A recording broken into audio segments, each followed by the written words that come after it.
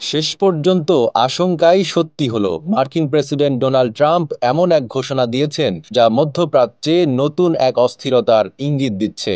দীর্ঘদিন ধরে গাজা নিয়ে যে জল্পনা চলছিল তা এবার স্পষ্ট করে দিয়েছেন তিনি। বুধবার আমেরিকান এক সংবাদ সম্মেলনে ট্রাম্প জানিয়ে দিলেন, গাজা ভূখণ্ড যুক্তরাষ্ট্রের নিয়ন্ত্রণে আসবে। কিন্তু এখানেই শেষ নয়। ট্রাম্পের পরিকল্পনা শুধু গাজার দখল নেওয়ার মধ্যেই সীমাবদ্ধ নয়। তিনি ইঙ্গিত দিয়েছেন, গাজার বর্তমান বাসিন্দাদের উচ্ছেদ করে সেখানে নির্মাণ করা হবে বিলাসবহুল রিসোর্ট ও আধুনিক অবকাঠামো। এবং এক চাঞ্চল্যকর মন্তব্য করে তিনি বলেন, গাজা হবে বিশ্বের মানুষের জন্য নতুন আবাসস্থল।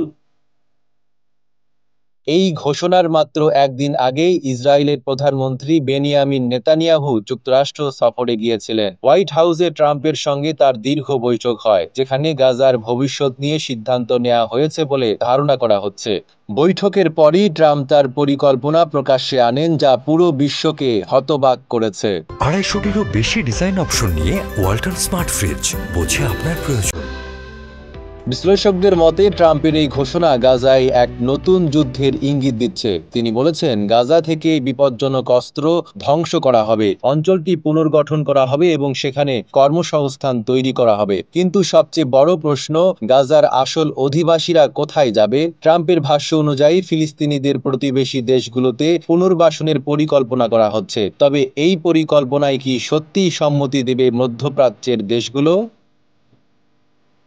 ট্রাম্প তার ভাষণে এক চাঞ্চল্যকর ইঙ্গিত দিয়েছেন, গাজার বর্তমান চেহারা বদলে দেওয়া হবে এবং সেখানে থাকবে এমন এক জনগোষ্ঠী যা পশ্চিম এশিয়াকে গর্বিত করবে। কিন্তু তিনি স্পষ্ট করে বলেননি কারা গাজায় নতুন করে বসতি গড়বে।